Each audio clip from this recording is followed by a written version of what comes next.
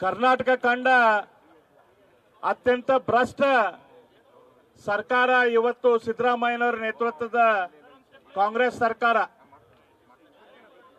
ಇವತ್ತು ಬೆಂಗಳೂರಿನಲ್ಲಿ ಎಷ್ಟು ಹೆಗ್ಗಣಗಳದಾವು, ಬೆಂಗಳೂರಿನಲ್ಲಿ ಎಷ್ಟು ಹೆಗ್ಗಣಗಳದಾವು ಅಷ್ಟು ಪ್ರಮಾಣದ ಹಗರಣಗಳನ್ನ ಸಿದ್ದರಾಮಯ್ಯನವರ ಸರ್ಕಾರ ಮಾಡಿದೆ. ಕಳೆದ 15 ತಿಂಗಳಲ್ಲಿ ದಿನಾನೂ ಒಂದು ಹಗರಣ.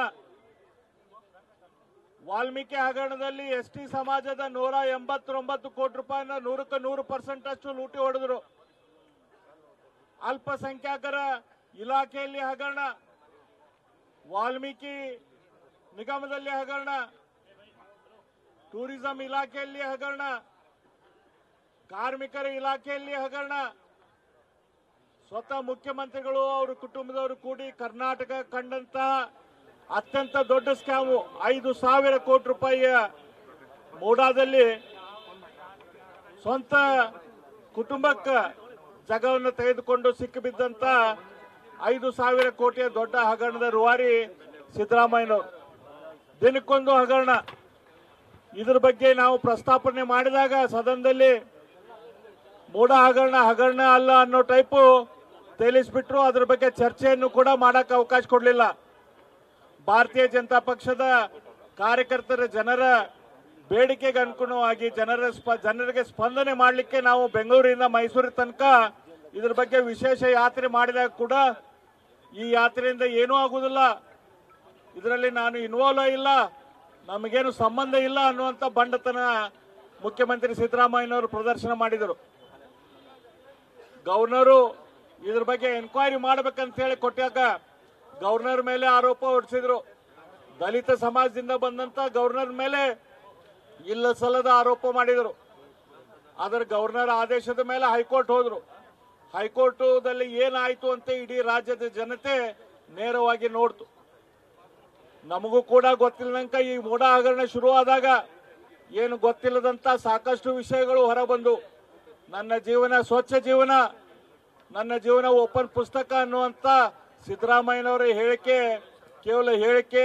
ಅವರು ಯಾವ ರೀತಿ ಅವರ ಜೀವನ ಭ್ರಷ್ಟಾಚಾರದಿಂದ ತುಂಬೈತಿ, ಅವ್ರು ಯಾವ ರೀತಿ ತಮ್ಮ ಅಧಿಕಾರವನ್ನು ದುರುಪಯೋಗ ಮಾಡ್ಕೊಂಡಿದ್ದಾರೆ ಅಂತ ಹೇಳಿ ಇಡೀ ರಾಜ್ಯದ ಜನತೆಗೆ ಗೊತ್ತಾಯ್ತು. ಇವತ್ತು ಅವ್ರಿಗೆ ಹೈಕೋರ್ಟ್ ಒಂದು ರೀತಿ ಚಿಮಾರಿ ಹಾಕಿ ಗವರ್ನರ್ ಮಾಡಿದಂತೆ ಎನ್ಕ್ವೈರಿ ಎತ್ತಿ ಹಿಡಿದಾಗ ಜನಪ್ರತಿನಿಧಿಗಳ ನ್ಯಾಯಾಲಯ ಕೂಡ ಅವರಿಗೆ ಒಂದೇ ದಿನದಲ್ಲಿ ಎನ್ಕ್ವೈರಿ ಮಾಡಕ ಲೋಕಾಯುಕ್ತಕ್ಕೆ ಹಾಕೈತಿ. ಆದರೂ ಕೂಡ ಸಿದ್ದರಾಮಯ್ಯರು ಏನೂ ಆಗೇ ಇಲ್ಲ ಅನ್ನೋ ಟೈಪ್ ನಡ್ಕೊಳ್ತಾ ಇದ್ದಾರೆ. ಆ ರೀತಿಯ ಪೋಸಿಂಗನ್ನು ಮಾಡ್ತಿದ್ದಾರೆ. ಅವ್ರು ಕೇಳ್ತಿದ್ದಾರೆ ಯಾರು ದೇಶದಲ್ಲಿ ಯಾರು ಬೇರೆಯವ್ರು ಯಾರು ಭ್ರಷ್ಟರಿಲ್ಲ ಅಂತ ಹೇಳಿ. ಸಿದ್ದರಾಮಯ್ಯನವರ ದೇಶದಲ್ಲಿ ಬೇರೆಯವರು ಭ್ರಷ್ಟದಾರ ಇಲ್ಲೋ ಅದನ್ನ ಜನ ಕೇಳುವುದಿಲ್ಲ. ಇವತ್ತು ಮುಖ್ಯಮಂತ್ರಿಯಾಗಿ ಕರ್ನಾಟಕ ರಾಜ್ಯದ ಮುಖ್ಯಮಂತ್ರಿ ಆಗಿ ನೀವು ಏನು ಭ್ರಷ್ಟಾಚಾರ ಮಾಡಿರಿ ಅದ್ರ ಸಂಬಂಧ ನೀವು ಮನೆಗೆ ಹೋಗ್ರಿ, ಎನ್ಕ್ವೈರಿ ಆಗಿ ಕ್ಲೀನ್ ಚಿಟ್ ಬಂತಂದ್ರೆ ನೀವು ಇಲ್ಲಿ ಬಂದು ಕುತ್ಕೋರಿ, ನಮಗೇನು ಪ್ರಶ್ನೆ ಇಲ್ಲ. ಹಿಂದೆ ಲಾಲ್ ಕೃಷ್ಣ ಅದ್ವಾನಿ ಅವರು, ರಾಮಕೃಷ್ಣ ಹೆಗಡೆ ಅವರು, ಜಾರ್ಜ್ ಫರ್ನಾಂಡಿಸ್ ಅಂತವರು ತಮ್ಮ ಮೇಲೆ ಅಲಿಗೇಷನ್ ಬಂದಾಗ ಅವರು ರಾಜೀನಾಮೆ ಕೊಟ್ಟು ಕ್ಲೀನ್ ಎನ್ಕ್ವೈರಿ ಮಾಡಿ ಮತ್ತೆ ಬಂದು ಕೂತಿದ್ರು. ನೀವು ಶಿಬು ಸೂರ್ಯನು ಆ ಅರವಿಂದ್ ಕೇಜ್ರಿವಾಲ್ ಅಂತವರ ಉದಾಹರಣೆ ಕೊಟ್ಟು ಅವ್ರೇನು ಜೈಲಿಗೆ ಹೋಗಿಲ್ಲ, ಜೈಲಿಗೆ ಹೋದು ಅವ್ರು ಮುಖ್ಯಮಂತ್ರಿ ಆಗಿಲ್ಲ ಅನ್ನುವಂಥ ಮನಸ್ಥಿತಿಯಲ್ಲಿ ಬರಬೇಡ್ರಿ. ಕರ್ನಾಟಕದ ಜನತೆ ಕರ್ನಾಟಕದ ಮುಖ್ಯಮಂತ್ರಿ ಜೈಲಿನಲ್ಲಿ ಕೂತ್ಕೊಂಡು ವಿಧಾನಸೌಧ ನಡೆಸೋದು ಎಕ್ಸ್ಪೆಕ್ಟ್ ಮಾಡೋದಿಲ್ಲ. ನಿಮಗೆ ವಿನಂತಿ ಮಾಡ್ಕೊಂತೇವೆ, ನಿಮ್ಮ ಮೇಲೆ ಬಹಳ ಗೌರವ ಇದ್ದವರು ಬಹಳ ಜನ ಅದಾರ ಇನ್ನು ಕರ್ನಾಟಕದವರು, ಅವ್ರದೆಲ್ಲ ಗೌರವ ಉಳಿಸ್ಕೋರಿ. ನೀವು ಮರ್ಯಾದೆಯಿಂದ ರಾಜೀನಾಮೆ ಕೊಟ್ಟು ಮುಂದಿನ ಮುಖ್ಯಮಂತ್ರಿಗೆ ಅನುವು ಕೊಡ್ರಿ. ಫ್ರೀ ಅಂಡ್ ಫೇರ್ ಎನ್ಕ್ವೈರಿ ಆಗಲಿ, ಅದಾದ್ಮೇಲೆ ಮತ್ತೆ ನೀವು ಬಂದು ಮುಖ್ಯಮಂತ್ರಿ ಆಗಲಿ ಅಂತೇಳಿ ನಾವು ಇವತ್ತು ಒತ್ತಾಯ ಮಾಡ್ತಾ ಇದ್ದೇವೆ. ಈ ನಿಮ್ಮ ಬಂಡತನ ಬಿಟ್ಟು ರಾಜೀನಾಮೆ ಕೊಡ್ರಿ ಅಂತೇಳಿ ಒತ್ತಾಯ ಮಾಡಿ ನನ್ನ 4 ಮಾತುಗಳನ್ನು ಮುಗಿಸ್ತೇನೆ. ನಮಸ್ಕಾರ. ನ್ಯೂಸ್ ಫಸ್ಟ್ ನಿರ್ಭೀತಿಯಿಂದ ನಿಮ್ಮ ಪರವಾಗಿ.